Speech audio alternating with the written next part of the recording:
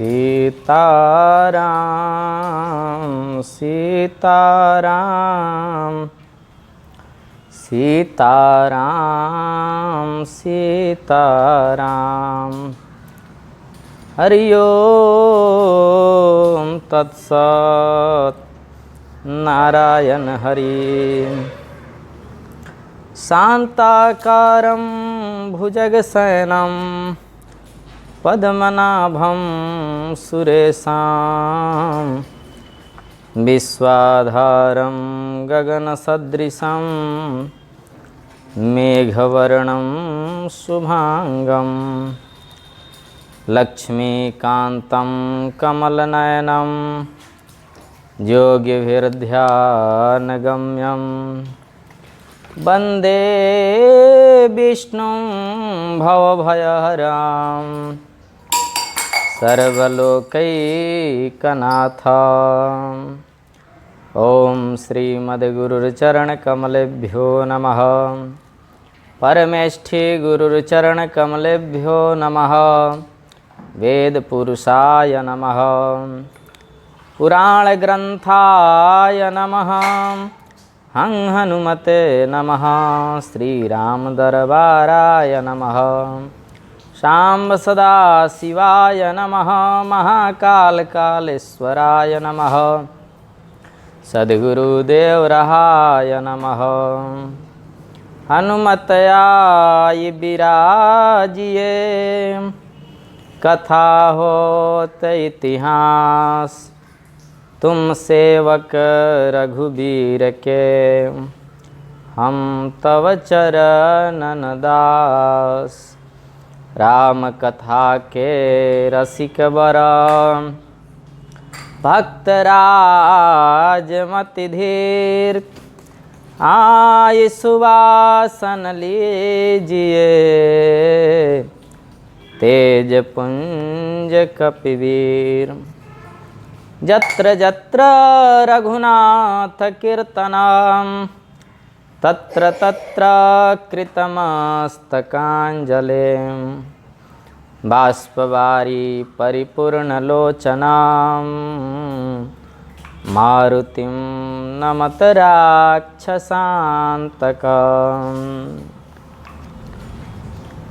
निकुंज में विराजे घनश्याम राधे राधे। निकुंज में विराजे घनश्याम राधे राधे। श्री राधे राधे राधे श्री राधे राधे राधे। घनश्याम राधे राधे श्री राम राधे राधे।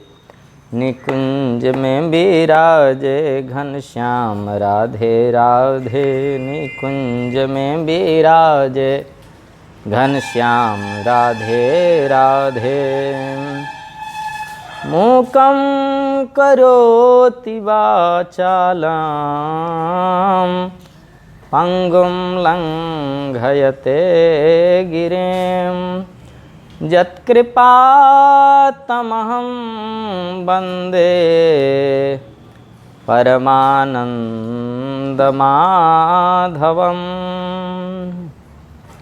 जय जय श्री राधा रमण। जय जय नवल किशोर।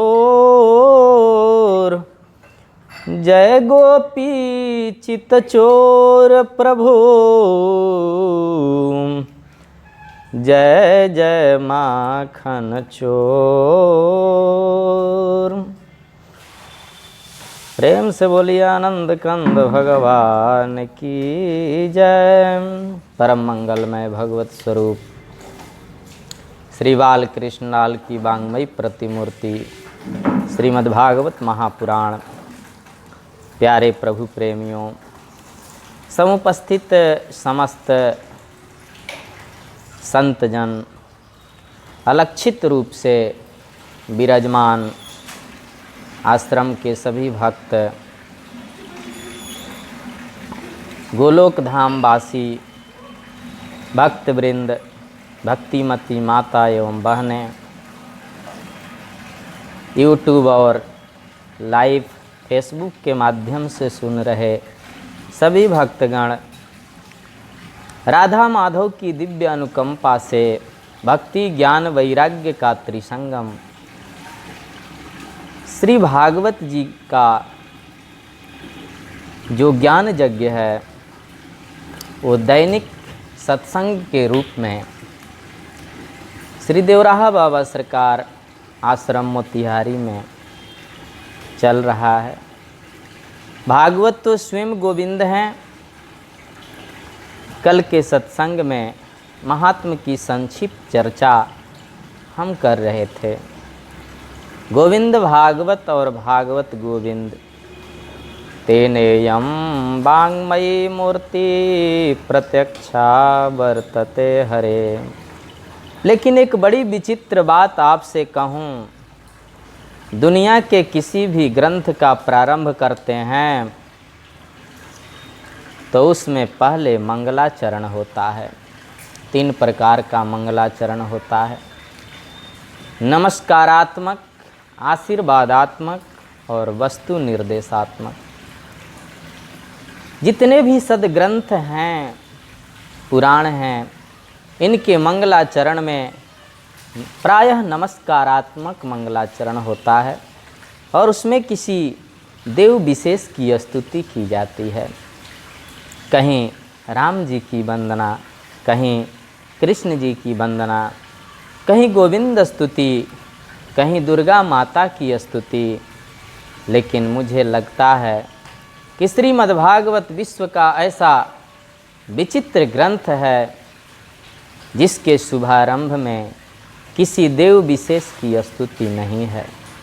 ये बड़ी विचित्र बात है।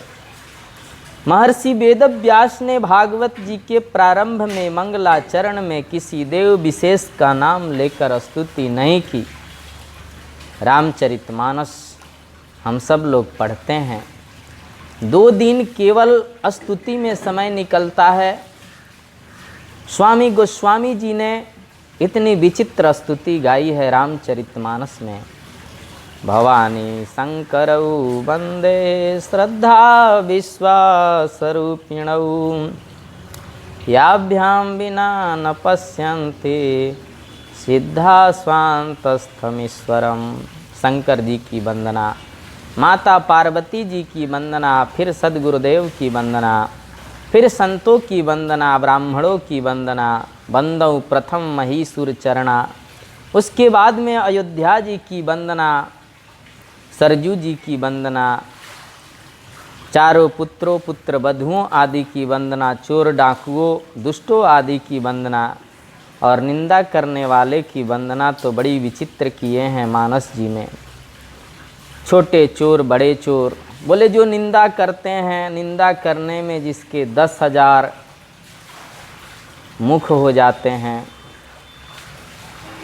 शेषनाग जी के जैसे उनको प्रणाम करता हूँ। दूसरों के निंदा सुनने में जो पृथु महाराज जी के जैसे 10,000 कानों की शक्ति रखते हैं उनको प्रणाम करता हूँ।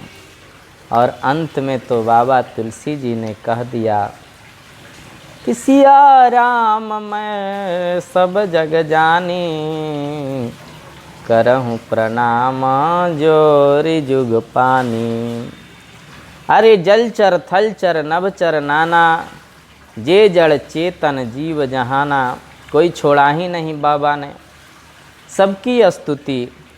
लेकिन भागवत जी के प्रथम श्लोक में मंगलाचरण में किसी देवता की स्तुति नहीं की और ये बड़ी विचित्र बात है।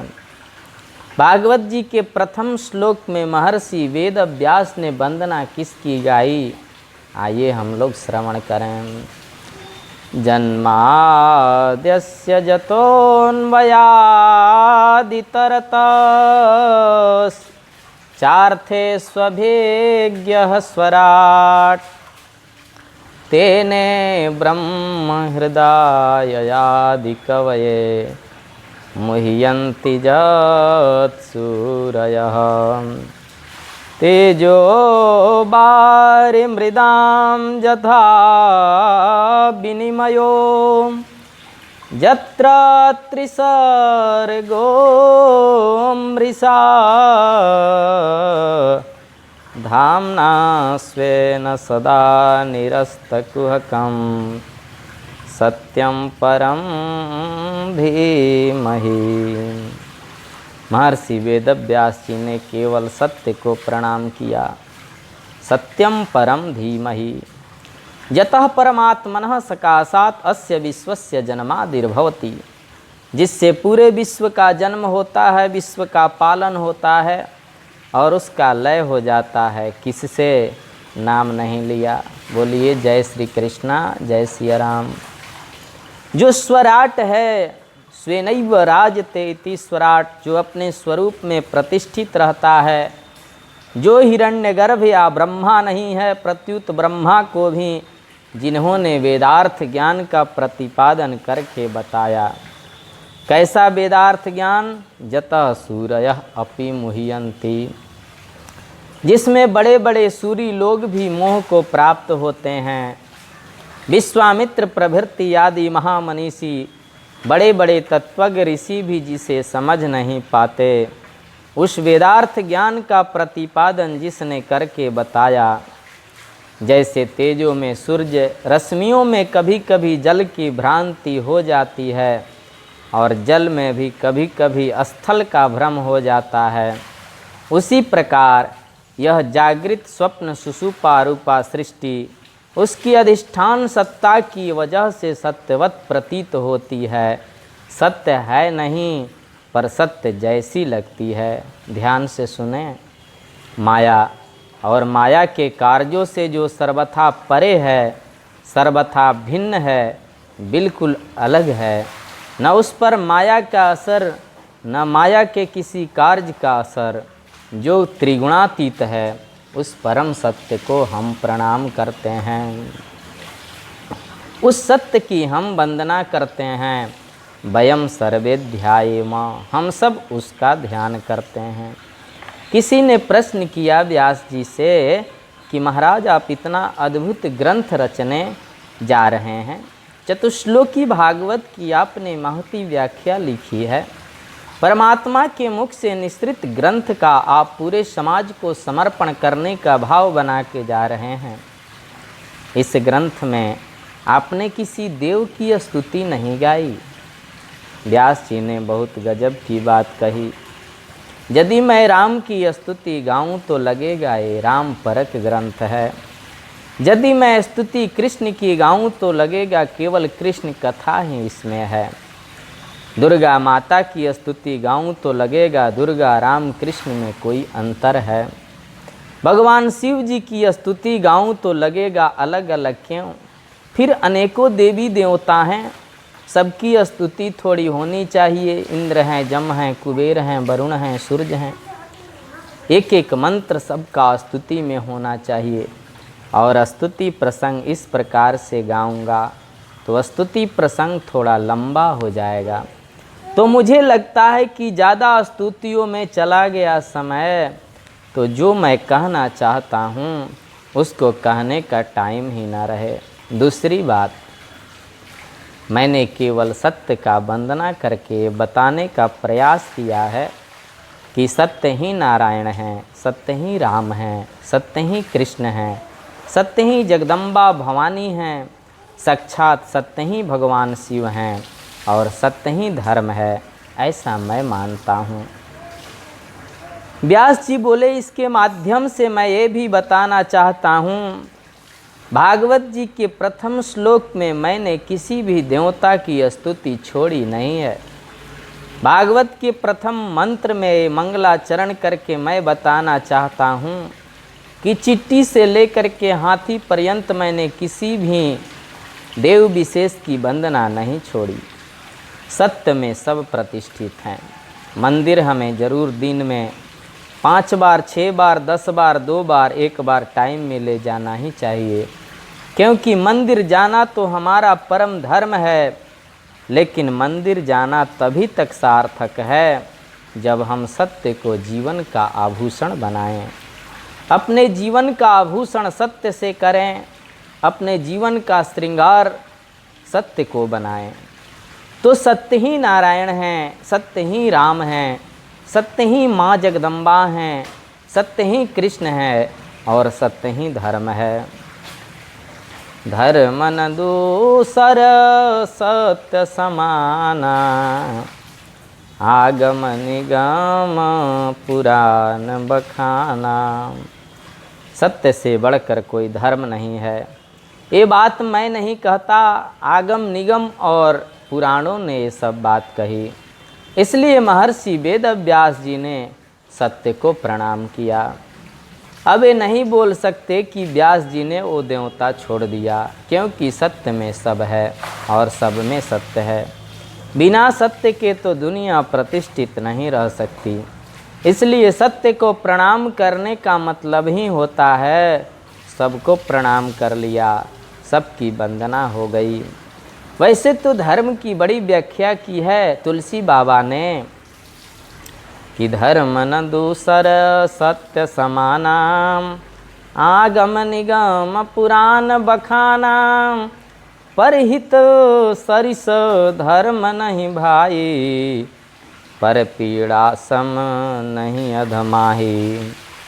परहित बसहि जिनके मन माही, तिन कह जग दुर्लभ कछु नाही। तो सत्य को परिभाषित किया है, धर्म को कई रूपों में परिभाषित किया है ऋषियों ने, और हमारे भागवत के टीकाकारों ने तो प्रथम श्लोक में राधा जी की वंदना कही है। अतः यह ग्रंथ राधा परक भी इसका भाव करते हैं, नारायण परक भी इसका भाव है, गोविंद परक इसका भाव है। व्याकरण की दृष्टि से तो इस श्लोक के 108 अर्थ संतों ने किए हैं भागवत जी में। अब यहाँ प्रतिष्ठित हो गया कि धर्म सत्य है, तो महाराज जी आपने सत्य को धर्म बताया, बड़ी प्रसन्नता की बात है। लेकिन क्षमा करना, एक होता है धर्म और एक होता है परम धर्म। तो किसी ने पूछा ये परम धर्म क्या है? धर्म तो हो गया सत्य, बात खत्म कि धर्म सत्य है, धर्म नारायण है। लेकिन परम धर्म क्या है गुरुजी? तो परम धर्म की व्याख्या कर रहे हैं कि धर्म प्रोज्झित कैत्रवोत्र परमो, निर्मत्सराणां सतां। वेद्यां वये वेद्यं वास्तवमात्र वस्तु शिवदं, तापत्रयोन्मूलनम्। श्रीमद्भागवते महामुनिकृते किं वा परैरीश्वरः, सद्यो हृद्यवरोध्रतेऽत्र कृतिभिः शुश्रूभिस्तत्क्षणात्। व्यास जी महाराज ने बड़ी सुंदर बात कही। भैया धर्म है सत्य और परम धर्म है भगवान की कथा, परम धर्म है कृष्ण की कथा, परम धर्म है राम जी की कथा। धर्म प्रोज्झित कैतवोत्र परमो। निष्कपटी जो ऋषि हैं, निष्कामी जो संत हैं, निर्लोभी जो महापुरुष हैं, उनके द्वारा जानने योग्य परम धर्म है भगवान की कथा, भगवत कथा। किसी ने पूछ लिया क्यों जी कथा है कैसी? बोले शिवदम शिवम कल्याणम ददाति इति शिवदम। भगवान की कथा कल्याण देती है, मानव का कल्याण करती है, कल्याण के मार्ग को प्रशस्त करती है। और कैसी है भगवान की कथा? बोले तापत्रयोन्मूलनम। तीनों प्रकार के तापों का उन्मूलन करती है, तापों को नष्ट करती है। कैसा भी ताप क्यों न हो, संसार के जितने भी ताप हैं उन समस्त तापों को नष्ट करती ही है, त्रिताप को भी मिटाती है। आध्यात्मिक ताप भी यदि है, आधि भौतिक ताप भी यदि है, तो उनको भी नष्ट करती है आदि भौतिक के साथ में। एक और बात, अब ये बात बड़े ध्यान से सुने, नियम से हम कथा का श्रवण करें। अरे संसार के काम तो होते ही रहते हैं, कितना भी ठक ठक होता रहे, झगड़ा झंझट लड़ाई होता रहे, ठंडी क्या ओले भी पड़े, तो भी भगवान की कथा हमेशा सुननी चाहिए, करनी चाहिए, नियम से सुननी चाहिए। हम यदि नियम से भगवान की कथा श्रवण करें, बिल्कुल श्रद्धावनक होकर, तो हमसे बड़ा बड़भागी और कौन हो सकता है। और हमने कथा सुनी भी नहीं थी, एक समय निश्चित है कि इतने बजे हमने जीवन में समय निकाला है, 1 घंटे भगवान की कथा सुनेंगे। जैसे 9 बजे हमने कथा सुननी है, 8:45 बजा है, आपने घड़ी देखी, आपने सोचा रे कथा सुननी है, भगवान में मन लगाना है उतने समय के लिए। आप तुरंत कहीं और थे, भागे दौड़े, आप अभी आए भी नहीं, अपने गंतव्य स्थान तक पहुँचे भी नहीं, केवल आपने संकल्प लिया कि मुझे भगवान की कथा सुननी है। आपके अंदर ज्यों ही छटपटाहट बढ़ी, तो भागवत जी में लिखा है कि जिस समय भगवान की कथा सुनने का संकल्प हमने लिया, उसी समय प्रभु हमारे हृदय में प्रकट हो जाते हैं। बोलिए जय श्री कृष्णा, नारायण हरि, जय सिया राम। ऐसा लिखा है, सद्यो हृदय वरुध्यते कृतिभे शुश्रूषुभे तत्क्षणात्।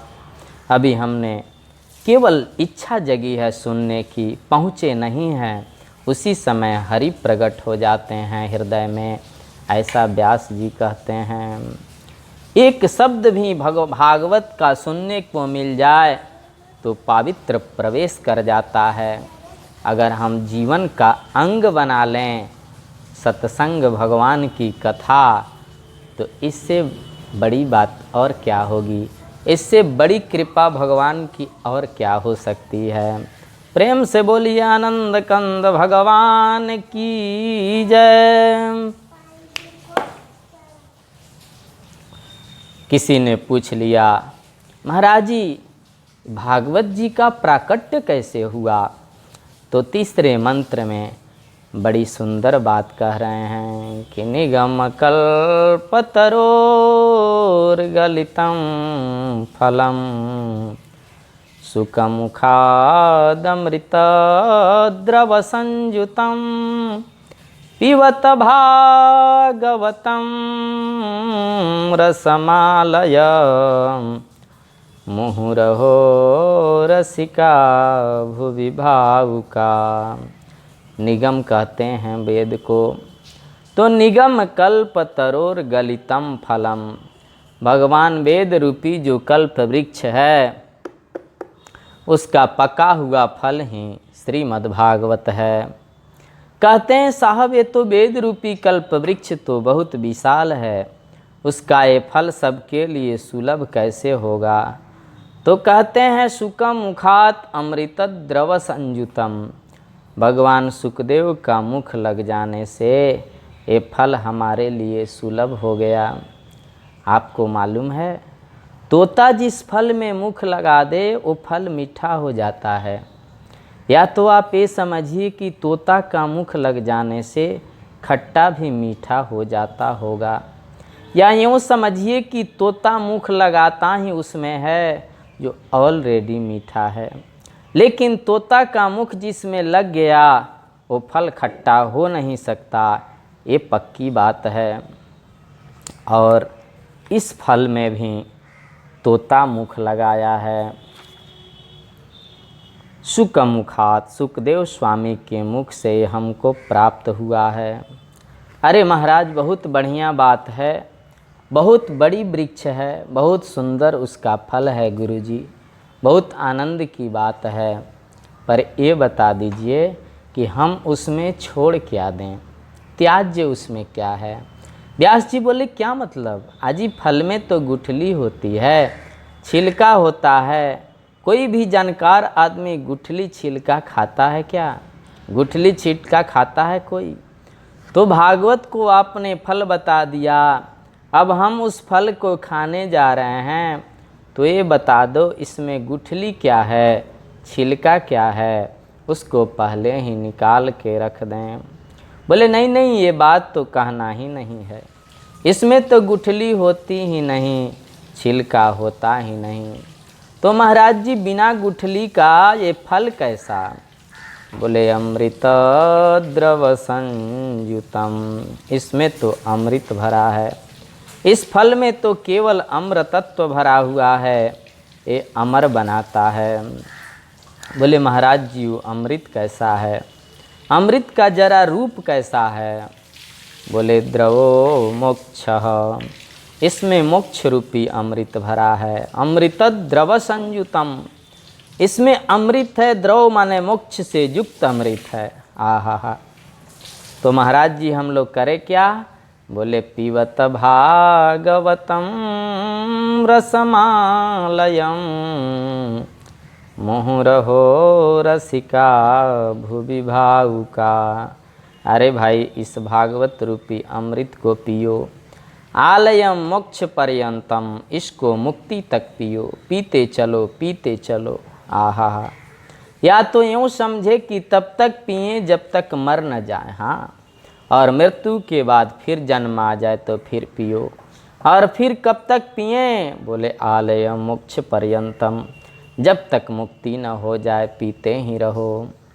सदा सेव्या सदा सेव्या श्रीमद्भागवती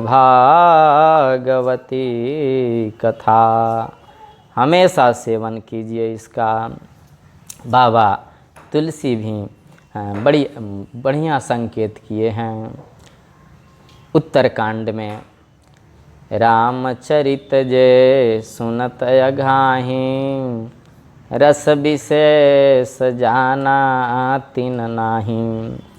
परमात्मा के कथा को सुनकर जो ये बोलने लग जाए कि बस बस बस बहुत सुन लिया, अब क्या सुनना, वही कथा, वही व्यास जी, उसने कथा तो सुना ही नहीं, कथा के तत्व को पहचाना ही नहीं।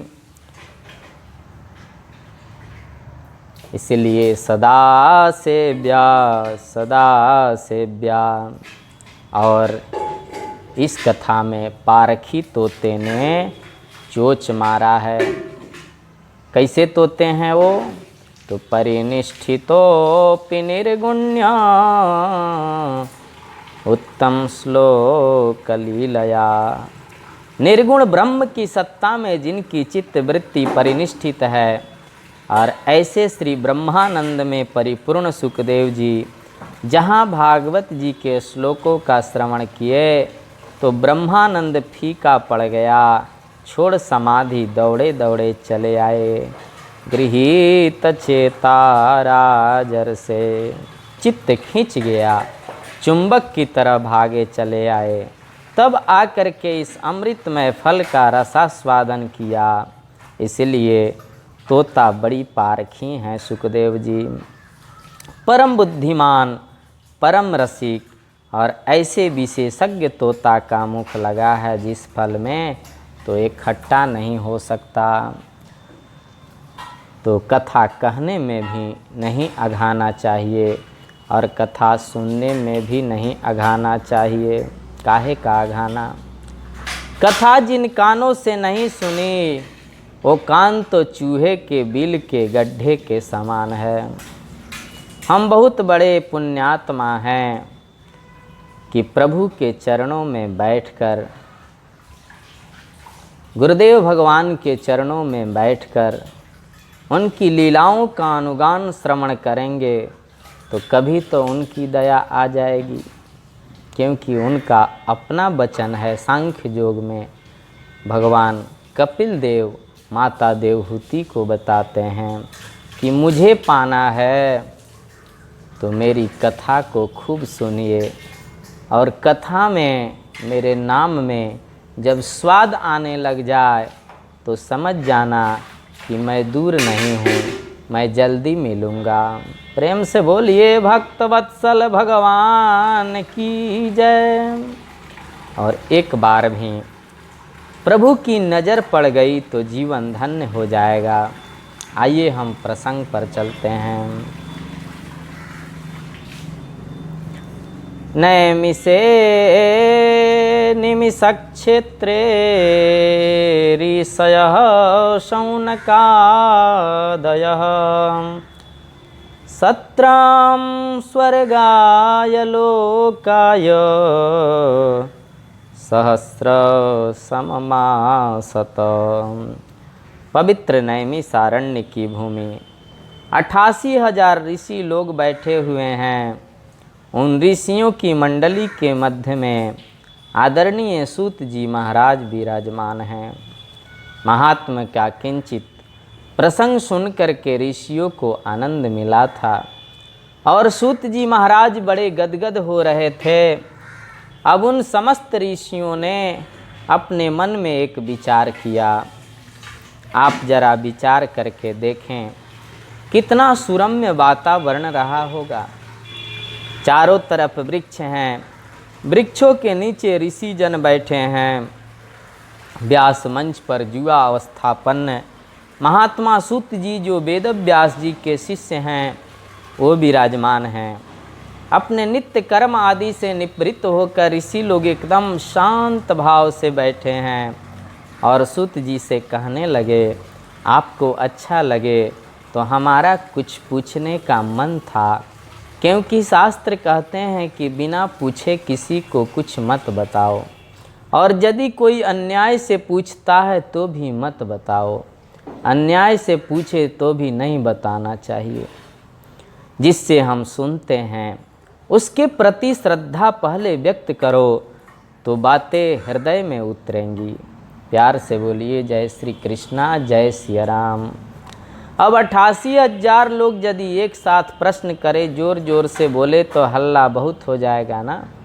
इसलिए उन सभी ऋषियों ने अपने तरफ से शौनक जी को बैठाया। बोले आप हमारी तरफ से प्रश्न करो। ये शौनक जी बड़ी रसिक श्रोता हैं, बड़ी उच्च कोटि के ज्ञानी हैं और जिज्ञासा पूर्वक प्रश्न करते हैं। इसीलिए शौनक आदि बोलते हैं, उनमें प्रधान है वो। हजारों वर्ष की आयु है और बड़े सिद्ध कोटि के महापुरुष हैं। सूत जी बोले मैं कुछ भी नहीं जानता और मुझे कोई ज्ञान नहीं है। मैंने कहा था ना, ज्ञानी वही श्रेष्ठ है जो अपने को ज्ञानी समझता ही नहीं है। भक्त वही ऊंचा है जो अपने को सबसे निकृष्ट माने। भगवान तुलसीदास जी ने जो भारतीय समाज का कल्याण किया है वो कोई कर सकता है? ऐसा दिव्य रामचरित हमको प्रदान किया, लेकिन का नाम क्या रखा? तुलसीदास। आदरणीय सूरदास जी महाराज जो कवियों के सूर्य हैं, सूर सूर्य तुलसी शशि, नाम लिखा सूरदास। कुंभन दास, रवि दास, रई दास, कबीर दास। उनके नाम से ही कितनी विनम्रता झलकती है। भक्त वही श्रेष्ठ है जो अपने को छोटा माने। सूत जी कहते हैं मैं तो बिल्कुल कुछ नहीं जानता, फिर भी आप लोग मुझे इस योग्य मानते हैं, तो जो मैंने गुरुजनों से सुना है, जाना है, उसको मैं आपके सन्मुख वितरित कर दूंगा। उसमें मेरा जाता क्या है? ऋषि बोले नहीं नहीं, हम लोगों ने प्रश्नों को चुन करके रखा है और बड़ी आशा, बड़ी जिज्ञासा और बड़ी प्रीति से आपसे पूछना चाहते हैं। हाँ हाँ, क्या प्रश्न है बोलिए। बोले साहब हमारा 6 प्रश्न है और इसी 6 प्रश्नों के आधार पर संपूर्ण भागवत कथा होती है, संपूर्ण धर्म का नींव टिका हुआ है। और बड़ा उत्तम प्रश्न है ऋषियों का और बहुत समीचीन उत्तर दिए हैं। ये संपूर्ण 6 प्रश्न और इसका उत्तर हम लोग कल के सत्संग में श्रवण करेंगे। प्रेम से बोलिए आनंद कंद भगवान की जय, सद्गुरुदेव भगवान की जय, देवराहा बाबा सरकार की जय। जय जय श्री राधे, जय जय श्री राम, जय जय श्री सीताराम। नमः पार्वती पतये, हर हर महादेव शंभो।